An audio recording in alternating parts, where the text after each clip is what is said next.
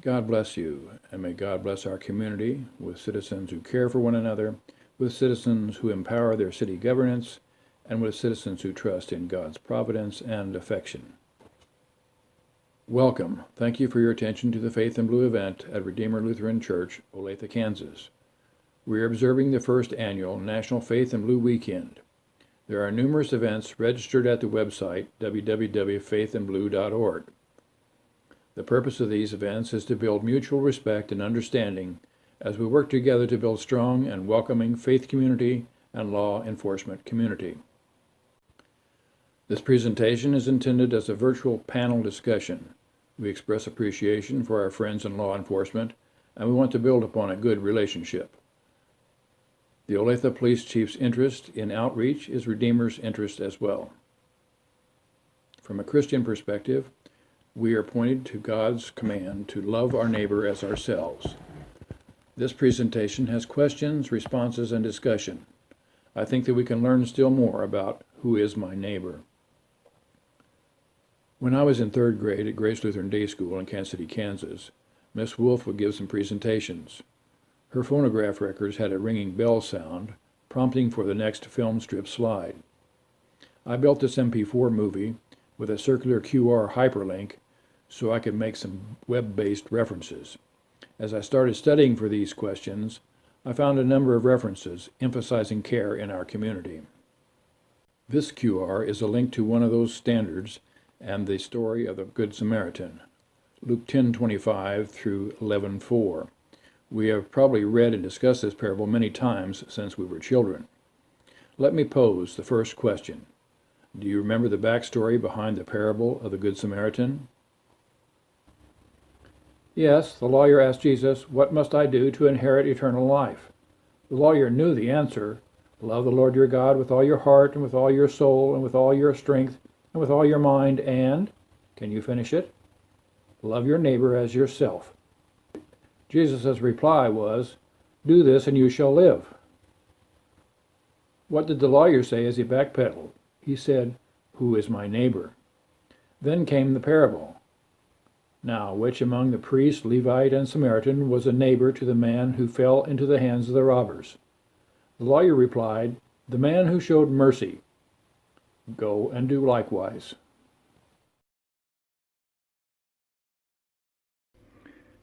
As I looked for a good answer to the next question, I noticed an interesting way to have the Olathe Chief of Police participate in our virtual panel discussion. He has some very great answers. So here is the second question. For Faith and Blue Weekend, we are looking to facilitate outreach. Isn't outreach something that the police department already does?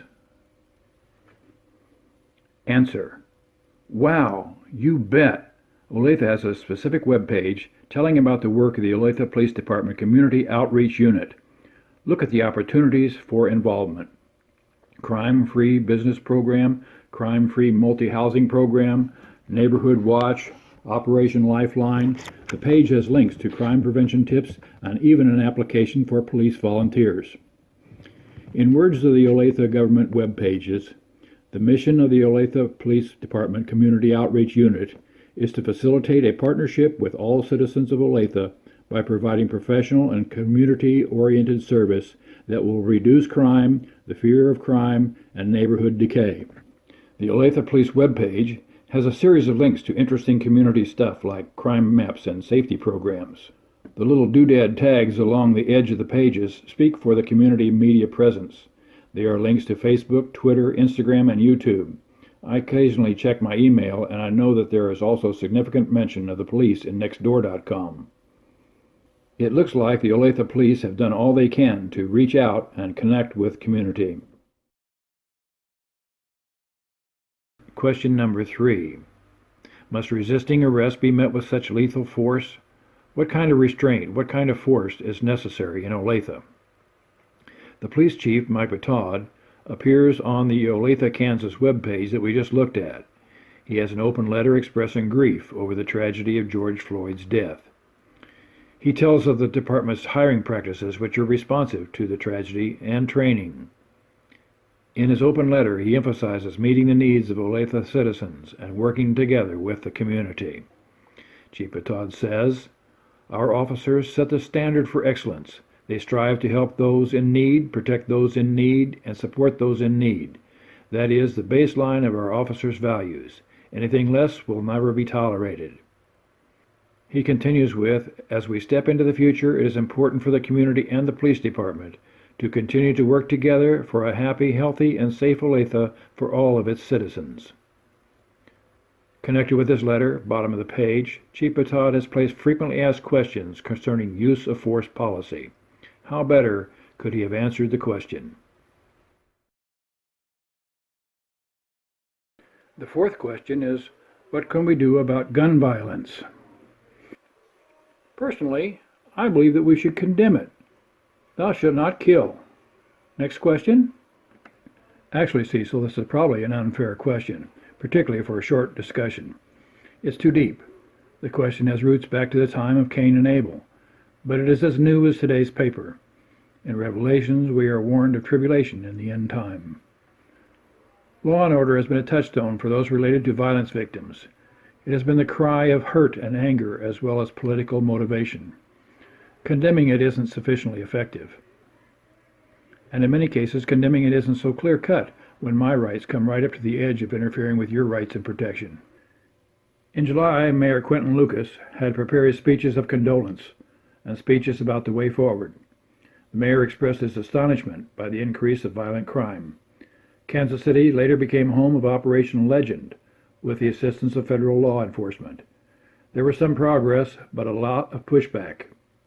September 30th, less than 2 weeks ago, Mayor Lucas announced a four-pronged plan that he said would help reverse the trend and help build stronger community ties. Prevention, intervention, law enforcement and community, and administrative reform. The effort is called Reform Project KC. The same Kansas City article quotes remarks of distrust. "This is silly. They want to look like they're doing something," Service said. "So then they roll up to the initiative and give it a great-sounding name to make it sound like we're trying to attack a problem. But you're not going to attack crime unless you first attack the educational system. They're not going to attack crime unless you first attack the circumstances under which crime is produced: poverty, housing, mental health. That's how you attack crime. And it's not just pie-in-the-sky stuff," he said. Obviously, gun violence has been studied by some reasonable thinkers. But if you were to look through the discussions and ask what we can do, we see people in need, victims of crime, and victims, perhaps, of the circumstances under which crime is produced. Chief Todd said, "Our officers strive to help those in need, protect those in need, and support those in need." I'm not much of a community activist, but how can we see our neighbor wounded and in the ditch and pass him by? I'd like to point out that Heartland Coalition Against Gun Violence has its 7th Annual Community Forum virtual tomorrow. It is listed as one of the events at faithandblue.org. Question number 5. The local government doesn't want to hear about my suffering and my outrage. Answer: calm down, get in line. All of our friends have an emergency. Let me try a different answer. Let's see. How many TV interviews end with, "I just want my voice heard"? Organizers have learned that marches are effective. Not only is there louder voice, but there is more co-opted engagement and bravery in our cohorts. At Jericho, there was the pretense of a tremendous army. The people heard the call to action, and the power of God was displayed. We want the freedom to speak, but without attention, the voices fall flat. We can get the attention of a few friends, but often our suffering and rage calls us to conflict. Conflict with the way things were, and conflict with those who won't make things better, right now. Where do the protesters go for redress of their hurt? Often it is government, the people's representative in law and justice and budget. The following article tells of the voices from the community being limited by bandwidth and resources. There was an article in the September 30th Kansas City Star 913 telling about events at the Overland Park City Council. Council members expressed interest in hearing the concerns, but insertions in the city broadcast by unskilled communicators wanting to air grievances not in the council's purview, burst the ability of the council to listen and to moderate the broadcast. The council discussed turning the camera off for public questions portion. My answer: I see the need for effective communication. The good salesman needs to make a well-supported case, but he also needs to listen to his client. If you want to use the microphone, learn the community's resources so that you can go to the right doctor. Some problems are just difficult. There are claimed underlying circumstances of crime, poverty, housing, and mental health. Lyndon Johnson initiated the war on poverty in 1964. Thousands of people marched on Washington to protest the shortage of decent, affordable housing in 1989. I unwittingly participated. And what can our community do? Take a look at some of the plans. We need to have the eyes to notice the hurt, and we need to care. And we get this question in from Cecil Stuerke. Number 6, what rules are there against camping in Olathe sidewalks and sleeping in parked cars? How is that enforced? What resources are needed to support the enforcement job? We get the answer from Council Member Karen Brownlee. Camping is prohibited in or on public lands except where posted or by written permission of the director in designated areas approved by the Parks and Recreation Department. Olathe also has an obstructing streets or sidewalks ordinance which could be applicable. Sleeping in vehicles in itself is lawful, but depending upon the location of the vehicle, permission from property owners, etc., or could be applicable to loitering. There are other potential case-by-case issues, for example, running vehicles and children left unattended. The Olathe Police Department utilizes the homeless hotline as well as transportation services such as Artists Helping the Homeless for transportation to numerous shelters on the metro area with a goal in mind to address more long-term solutions as opposed to multiple police contacts with the same individuals. Number 7. Question: how do police help the newly evicted? How about those newly released from incarceration? Is a landlord negotiation option reviewed? What facilities are arranged for housing, etc.? Is there more than a list of phone numbers to call? Answer: the services described in the questions above fall outside the scope of law enforcement. The Olathe Police Department maintains a resource sheet which helps link people with the resources needed. The categories are broken down into 5 categories: food, shelter, clothing, hygiene, and health care, and provide different community groups programs offering the specific resource. Question number 8. Are there mental health and drug abuse professionals on the police team? How do police respond to suicide prevention calls? How can citizens be prepared? Answer: some prepared folks carry a card with a 24-hour suicide prevention hotline number right on it. They often give the card away. I've also seen tiny placards with the number on bulletin boards and recently on a restaurant tabletop. Fox 4 interviewed the Olathe Police Department and asked some of these same questions. Their internet report was posted 29 July. It was titled "More Mental Health Co-Responders Joining Johnson County Law Enforcement." Police said that in a mental health crisis you can call 911, but they said that a better option would be to call Olathe's 24-hour hotline directly. According to the Olathe News 913 to October 2020, after a pilot program was begun in 2011, the Johnson County Mental Health Center now has 12 co-responder positions serving 12 law enforcement agencies and the Gardner-Edgerton School District. The Overland Park Police Department got a 3rd co-responder September 17th. Per Councilman Karen Brownlee, the Olathe Police Department currently has 2 mental health co-responders jointly employed by the Johnson County Mental Health Department and the Olathe Police Department. Olathe police officers are trained in crisis intervention, which assists in recognizing situations involving a mental health or drug abuse element. The Olathe Police Department was a pioneering agency in the Midwest region for the Mental Health Co-Responder Program, which partners mental health professionals and law enforcement. A licensed mental health professional responds to calls for service with Olathe police officers when mental health intervention is needed. Services include assisting to calm an individual who is in distress, assessing the need for immediate mental health intervention, such as hospitalization, and providing information about mental health resources available in the community. The Olathe Police Department is a strong practitioner of One Mind campaign, which seeks to ensure successful interaction between police officers and persons affected by mental illness.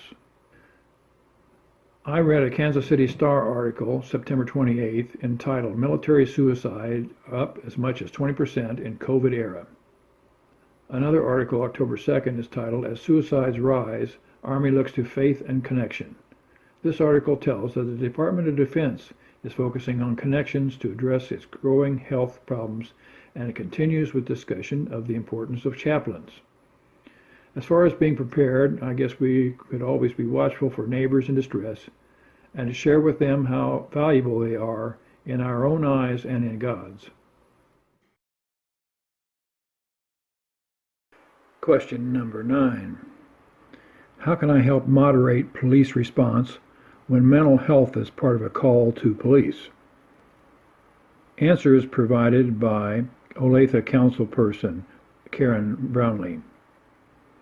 Police response is dependent upon demonstrated behavior. Moderation should be in the form of information. The most information the police have prior to responding to a call for service, the better equipped officers will be. It is important to provide dispatch with any information such as diagnosis or potential triggers for an individual. And we can catch the flip side of the same question. How can we reduce the flight or fight fear of arrest and its tragic consequences? What are remedies for resisting arrest by walking or running away? And Council Member Karen Brownlee's response for that is, compliance with verbal instructions without the need for force is the goal of every officer and is safest for everyone involved. Incidents rising to the level of any force, such as obstructing arrest, are stressful and in most cases rapidly evolving and preventable with compliance. Question number 10. Is there a racial hatred problem in Olathe? What can we do? Answer. I doubt Olathe hatred statistics can be kept, but acting on racial hatred has been caught and Olathe heads hang low. A racial hate crime with conviction occurred in Olathe in 2018. 2 men were killed, misidentified as Iranian. The history of hate crimes worldwide is deplorable. They should be condemned. But do we demonstrate hate ourselves? We want our law enforcement people to de-escalate, but we must learn to de-escalate as well. I think that is part of love one another. Then maybe the police won't need to be called for our demonstration of power. Gentle response to situations calls for our attention to body language, to raised voices, and to trigger speech. These can be interpreted as hate, and we can work on it. Horrible instances across the world have pained us. I need not recount them for you now. The massacre at Tree of Life Synagogue caught my heart. On the radio, I heard the pain in a speech by Mayor Bill Peduto in Pittsburgh. But I also heard of his reflection a year later, where he said that hate speech leads to hate action. Bill Moyers wrote an article telling what we might do. He wrote an article I'd like to share as my answer to the question. The article is Talking Back to Hate Speech Explained. Faith in Blue Weekend was designed to initiate events placing law enforcement servants in presence of faith community servants. Success is not for the one weekend. Leslie Aguilar reported on an earlier event. In her report, there was some joy sandwiched in between crime. Take a look at Peace Parade in KC builds relationships trust, and heed the wisdom that is reported. As we close, I'd like to salute the memory of Kristen Willingham's father. He was a chaplain with his local law enforcement unit. Faith and Blue. I hope this meager video, representing a virtual town hall, is useful for reflection on the way forward. We thank the Lord for His servants in law enforcement, and we ask that we may be given the strength to be good partners with them in serving our community. Thank you.